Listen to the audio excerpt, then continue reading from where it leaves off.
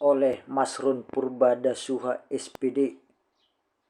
Purba merupakan salah satu marga dalam suku Karo yang berinduk pada marga Karo-Karo. Marga ini membedakan diri dengan marga purba yang ada di Simalungun maupun di Toba. Meski asal-usul leluhurnya dahulu datang dari Simalungun, namun di antara keturunannya sudah banyak yang tidak mengetahui hal ini, dan itulah yang menyebabkan mereka tidak merasa punya hubungan dengan purba Simalungun, apalagi dengan purba Toba. Marga inilah yang mencikal bakal berdirinya Kampung Kaban Jahe dan Brastagi serta kampung-kampung lain di sekitarnya. Di antara keturunan purba Karo yang terkenal adalah bakal purba yang bergelar Sibayak, Pak Belgan, dan seorang lagi yang sebayak Pak Pelita. Keduanya berasal dari keturunan purba Kesain Rumah Kaban Jahe. Selain mereka ada Nasar Purba, seorang ahli catur pada zaman kolonial Belanda. Dan Bahtiren Purba yang merupakan kepala sekolah pertama orang Karo di Batak Sech. Timmerwinkel di Kaban Jahe pada tahun 1933. Perlu diketahui banyak bahwa Sibayak Pak Pelita dahulu masih sering berkunjung ke Pematang Purba karena ia masih mengingat tanah leluhurnya di Simalungun.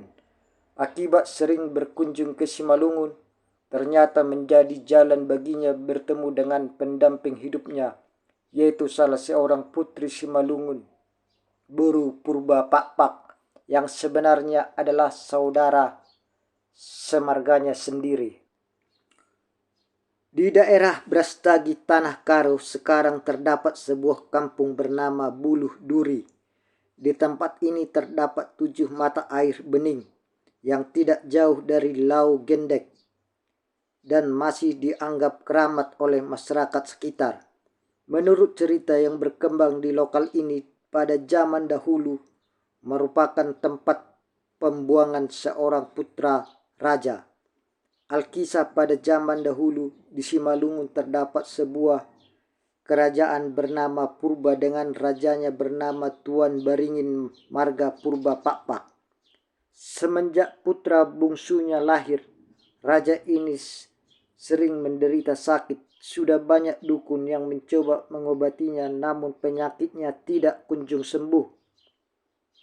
Akhirnya didatangkanlah 7 orang dukun terkenal sangat sakti berasal dari negeri Pakpak yang bergelar Guru Pakpak Pitu Sedalenan untuk mengobatinya.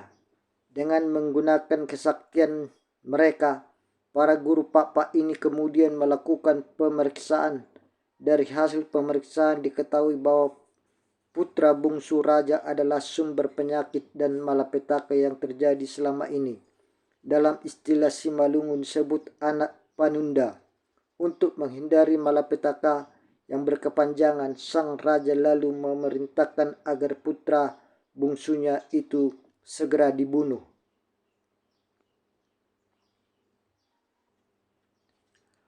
Namun para guru Pakpak tersebut berpura-pura memenuhi perintah raja. Mereka lalu pergi menyelamatkan dan membawanya dalam sebuah keranjang ke tengah hutan belantara. Mereka kemudian mendirikan sebuah gubuk kecil dan meletakkan keranjang tersebut di dalamnya. Pada keranjang itu terdapat bambu kecil yang bertuliskan, "Anak ini adalah anak Raja Purba dari Simalungun." Setelah itu, para guru Pakpak meninggalkan putra raja itu sendirian. Tetapi sebelum mereka pergi, para guru Pakpak ini lebih dahulu meletakkan panah, pedang, dan pisau di gubuk tersebut sebagai bekal bagi putra raja tersebut. Setelah beranjak remaja sebagai alat perlindungan, mereka juga menancapkan tongkat-tongkat sakti mereka di 7 tempat di sekitar gubuk dari ketujuh tempat itu terpancarlah 7 mata air bening. Dengan kesaktian mereka, guru Pak Pitus Sedalanen menumbuhkan pula rumput bambu berduri mengelilingi gubuk sehingga tempat ini dinamakan Buluh Duri. Tanpa mereka sadari, hutan belantara tersebut ternyata masuk area perladangan milik marga Karo-Karo Kaban. Saat ini bernama Raja Barneh dekat Raya Brastagi. Melihat seorang bayi di ladangnya, maka Kaban ini sangat terkejut. Ia pun merasa anak ini adalah anugerah Tuhan baginya yang barangkali kelak bisa mendatangkan rezeki. Anak itu lalu diangkat menjadi anak. Kebetulan dia tidak memiliki anak laki-laki. Setelah beberapa tahun putra Raja Putra berada di tengah pengasingan, ia pun tumbuh menjadi seorang pemuda yang tampan dan gagah berani. Pada suatu hari, dia pergi berburu dengan bersenjatakan sebuah sumpit. Dalam perburuan itu, ia melihat seekor burung yang bulunya sangat cantik berwarna-warni. Ia lalu mengejar burung itu, namun burung itu selalu mampu. Ia melihat seekor burung yang bulunya sangat cantik berwarna-warni. Ia lalu mengejar burung itu, namun burung itu selalu mampu mengelak ketika ia ingin menangkapnya. Burung itu akhirnya menghantarkannya bertemu dengan seorang gadis cantik jelita yang sedang duduk dekat sebuah mata air sambil mengeringkan rambutnya yang terurai panjang. Pemuda itu sangat terkejut melihat seorang gadis cantik berada sendirian di tengah hutan. Namun di balik itu, dalam hatinya terselip perasaan gembira karena sudah bertahun-tahun lamanya tidak bertemu dengan sesama manusia. Dengan hati berdebar-debar, ia lalu menghampiri gadis itu sembari menyapanya. Sambil tersenyum, gadis itu menjawab sapanya dengan sebuah pertanyaan.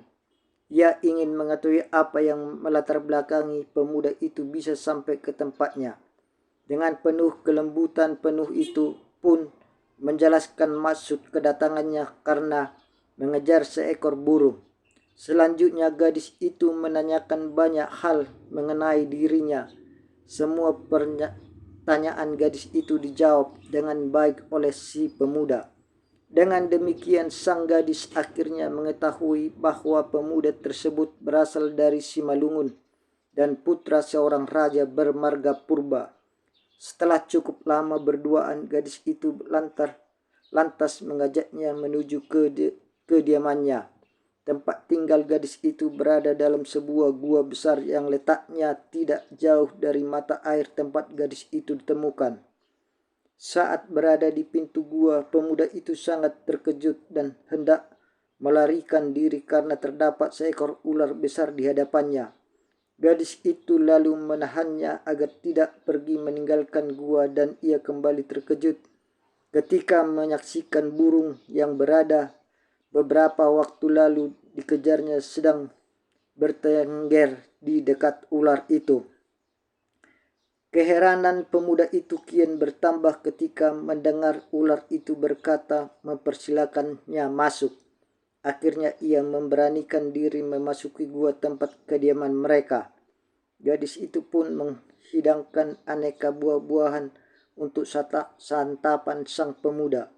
Karena ular dan burung itu terus memperhatikannya, maka ia menjadi kebingungan. Melihat hal itu, lalu memberitahukan kepada ular dan burung itu terus memperhatikannya, maka ia menjadi kebingungan. Melihat hal itu, gadis itu lalu memberitahukan kepada gadis bahwa ayahnya yang berupa burung itu memang sengaja memancing perhatian si pemuda agar terus mengejarnya sehingga keduanya dapat bertemu. Mendengar penjelasannya, pemuda itu bertanya mengenai tujuan ayahnya berbuat demikian. Gadis itu menjawab bahwa kedua orang tuanya ingin agar putrinya bisa menikah dengan pemuda itu. Lalu gadis itu pun bertanya pada sang pemuda, apakah ia bersedia memenuhi keinginan kedua orang tuanya. Si pemuda memenuhi keinginannya. Tidak lama kemudian keduanya pun menikah. Setelah itu sang mertua lalu menyuruh mereka agar pergi mencari tempat menetap di perkampungan manusia. Pemuda tersebut lalu mengajak putri ular itu menemui ayahnya, angkatnya Margakaban. Ayahnya sangat gembira melihat telah memiliki pendamping. Ia lalu memberikannya sebidang tanah kepada mereka sebagai tempat tinggal. Posisi tanah yang menjadi kediaman mereka berada di sebelah hilir kampung Margakaban. Oleh sebab itu dinamakan Kabanjahe. Ia pun mendirikan sebuah gubuk karo barung dan tinggal bersama istrinya. Putri ular itu hingga kini keturunannya dipantangkan mengganggu atau membunuh ular karena didasari keyakinan mereka tentang putri ular tersebut. Keturunannya kemudian mendirikan perkampungan lainnya di sekitar kampung utama Kabanjahe, seperti Katepul, Samura, Ketaren, Berhala, Sumbul, Kaban, Raya, Brastagi, Laugumba, Peceren, Daulu, dan Ujung Aji. Selain itu, Laucih dan Pancur Batu juga termasuk kampung yang mereka dirikan. Demikianlah asal-usul Karo Purba di tanah Karo di Urung 10 2 Kuta.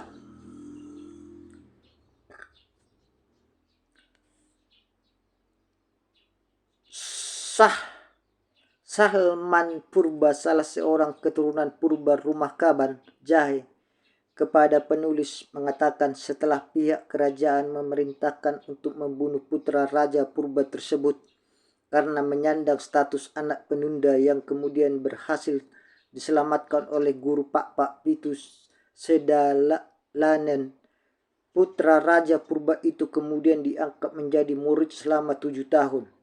Setelah itu barulah ia